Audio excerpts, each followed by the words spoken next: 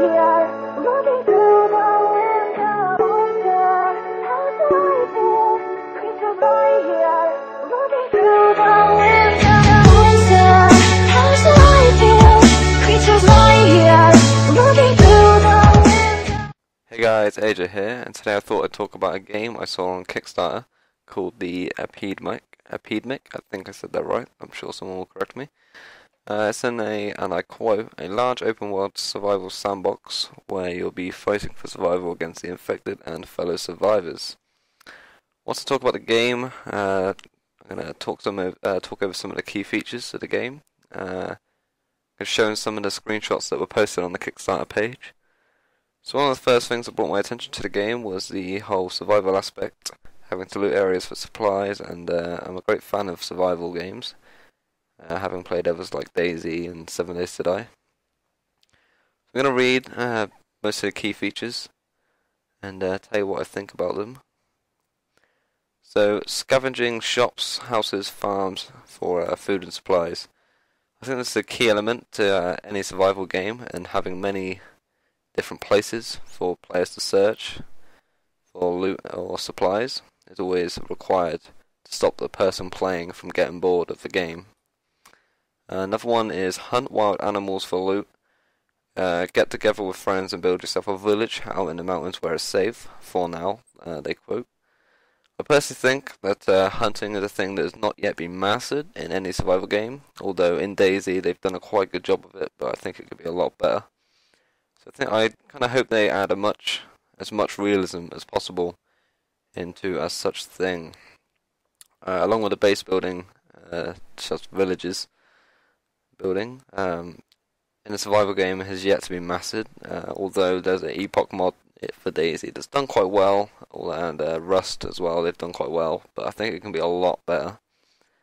But like I say, every game has a different approach of base building. We'll have to see what they bring to it. Another one is, or if you're lazy, you can just let someone else do all the work, and get all the supplies from them. I think that PvP is always needed in a survival or zombie apocalypse game to bring different or random situations and events into the game, having different types of players, such as bandits, causing mayhem for those looking to survive. Another one says the main goal of the project is after the release is as time goes on in real life, it will go on in game, meaning that nature will start to take over. So this is, I find, one of the most interesting things I've read on this page.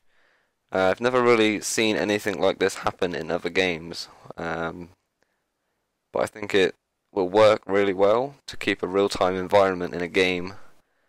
And will always give the player something to do, whether it be cutting down trees or removing overgrown weeds from the walls.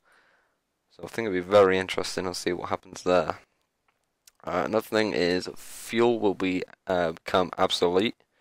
I think I said that right. So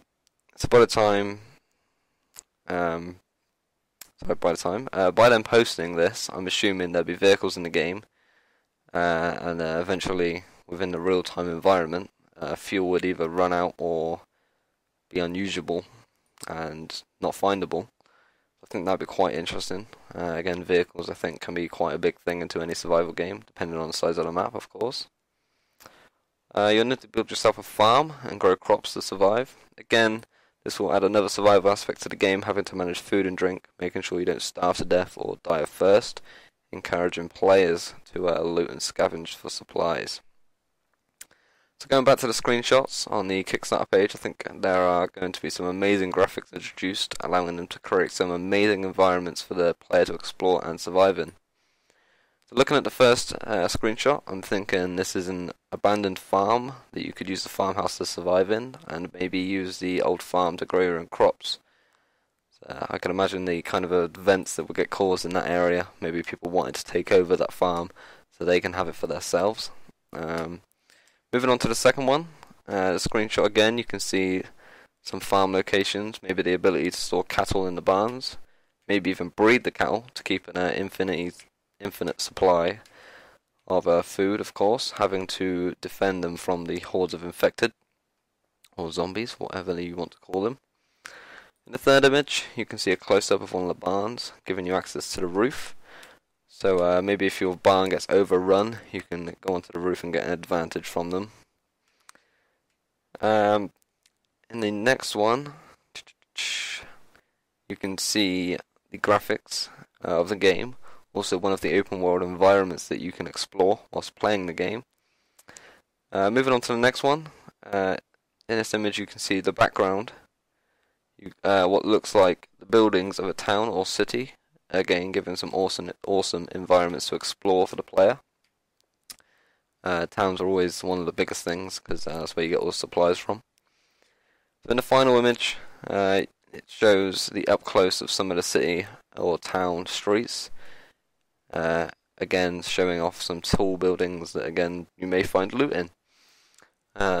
So all these different environments that you can see in these screenshots, I think will eventually create awesome events, whether it be players or zombies. And I just can't wait to see maybe some game footage. So wrapping it all up, I think I'm definitely going to be back in this game. Hopefully I can maybe get in contact with the devs and maybe get a dev build or a tech demo of the game to bring some footage to you guys. I really think you should check out their Kickstarter page, and having read and have read through some the other information for yourself, maybe leave a comment and tell me what you think of your opinions on the game. So yeah, that's pretty much it. I hope you all enjoyed the video. All the relevant links will be in the description below. And again, don't forget to like, comment, and subscribe. I shall see you guys next time.